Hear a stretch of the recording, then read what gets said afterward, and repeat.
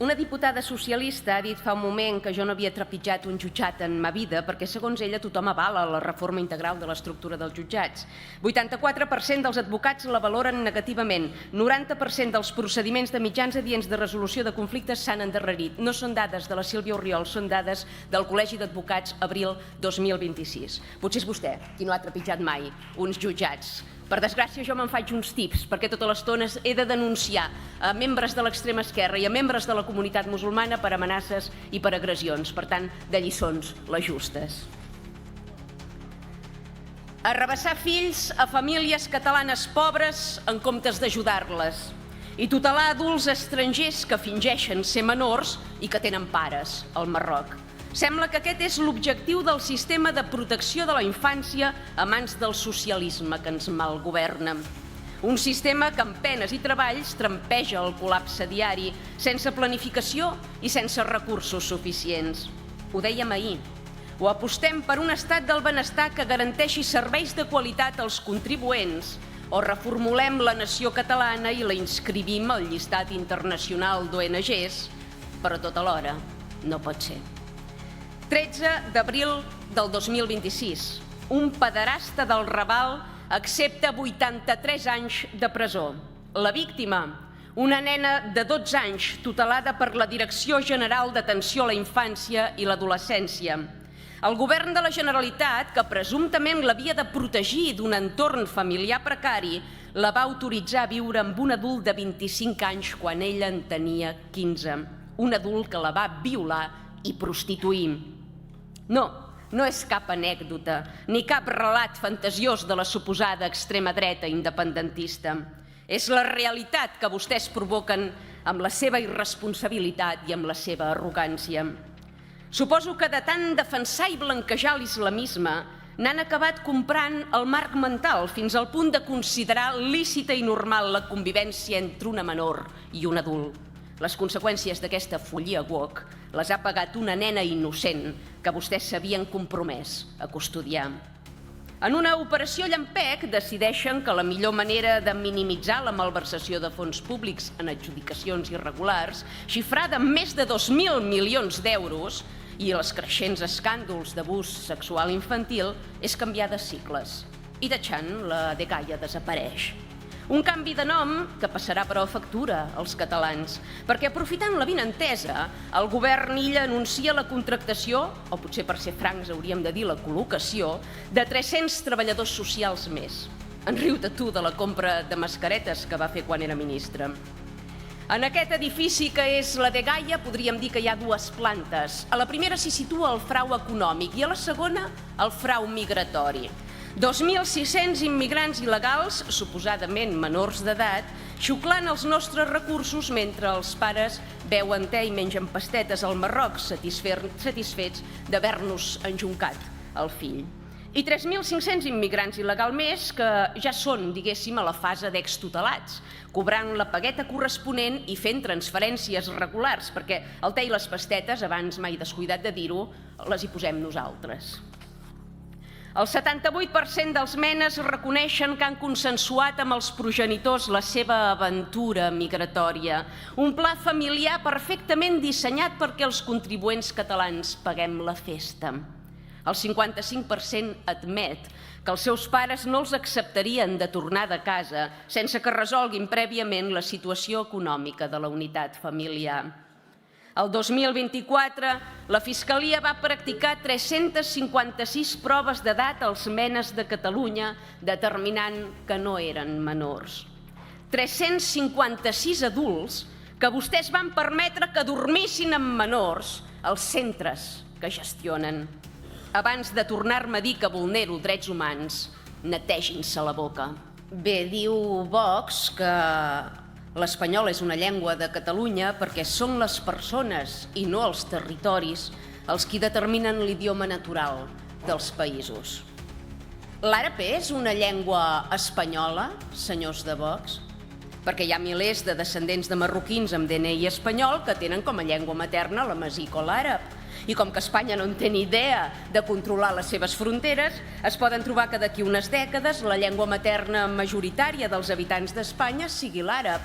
Serà una llengua espanyola, llavors, l'àrab?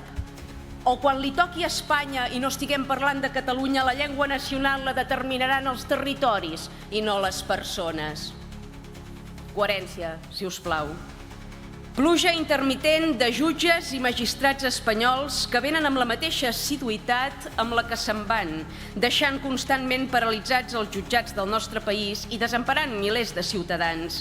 I per acabar-ho d'adobar, el govern del país veí, en connivència amb algunes formacions processistes avui presents aquí, aprova una reforma integral de l'estructura dels jutjats que ningú havia sol·licitat i que ningú convenç. En paral·lel, això sí, a l'obligatorietat de passar pel tràmit dels anomenats mitjans adients de resolució de conflictes. I no és que estiguem en contra de resoldre conflictes de manera fluida i barata, no. Del que estem en contra és d'obligar algú que té la casa ocupada o que no rep la pensió alimentària dels fills perquè no disposa de conveni signat a fer un viacrucis d'improbable resultat abans de poder-se acollir a la tutela judicial i resoldre, per tant, la seva situació de vulnerabilitat. En aquests casos s'endarrereix la resolució i, per tant, el patiment de la part demandant. N'estem tips que l'administració catalana percebi els ciutadans com borinots empipadors i no com clients a fidelitzar. No podem allargar ni eternitzar procediments que prorroguen situacions injustes i que generen indefensió. El dèficit de jutges, la lentitud a l'hora de resoldre casos i l'allau de peticions fruit de l'augment significatiu d'actes delictius i violents col·lapsen la judicatura. Passin, agafin tanda i seguin, perquè amb les regularitzacions massives que el socialisme pregona no sembla que hagin de baixar les ràtios dels jutjats. O sí?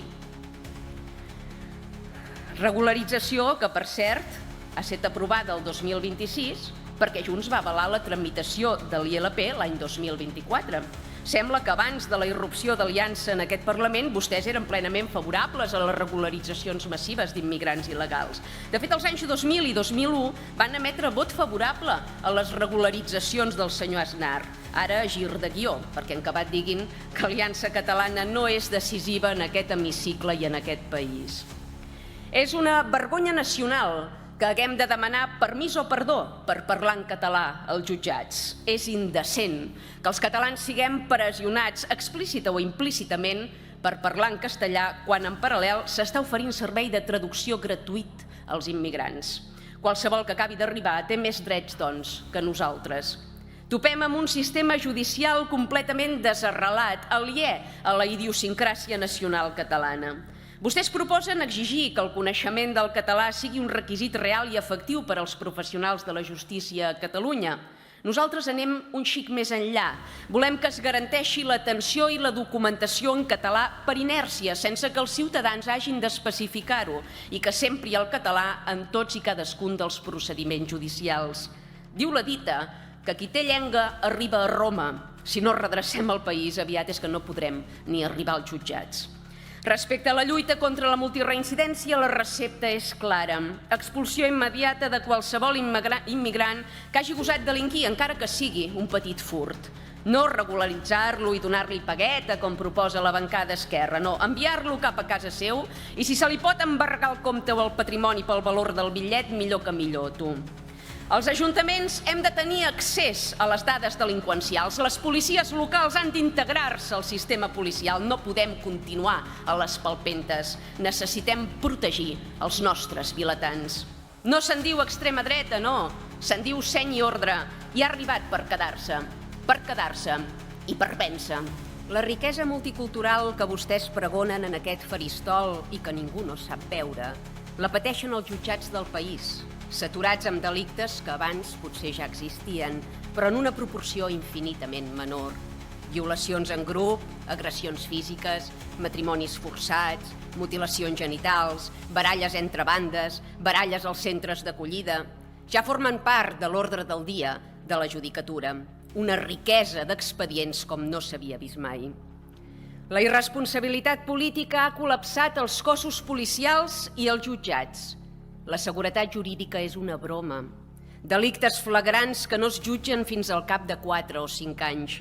Casos de reincidència que mai s'arriben a condemnar. Barra lliure per qui vulgui delinquir i en riures dels catalans. A Barcelona, a Salt, a Manresa o a Reus hi ha zones senceres on la llei la marca un clan, un traficant, un imam. La civilització va perdent la batalla mentre avancen models teocràtics i tercermundistes. I vostès què fan?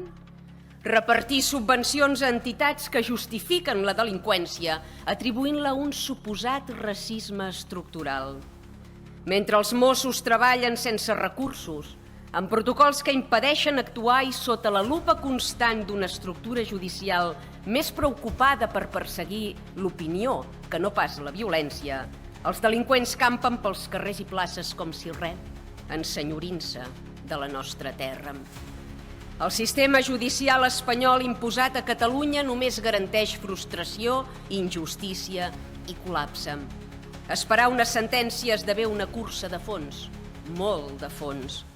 Vivim en un país on els delinqüents tenen més drets, oportunitats i consideració que les víctimes, on el contribuent és obligat a pagar via impostos l'advocat d'ofici i l'estada a la presó de qui ha entrat il·legalment al país per robar-nos, violar-nos o apunyalar-nos. Una autèntica vergonya. Catalunya no té competències reals. Es limita a gestionar la misèria judicial que li permeten. L'estat espanyol decideix qui fa de jutge, com s'organitzen els tribunals, quina és la legislació penal o processal, i mentrestant Catalunya pinta parets de jutjats i contracta conserges. Aquesta és la trista realitat.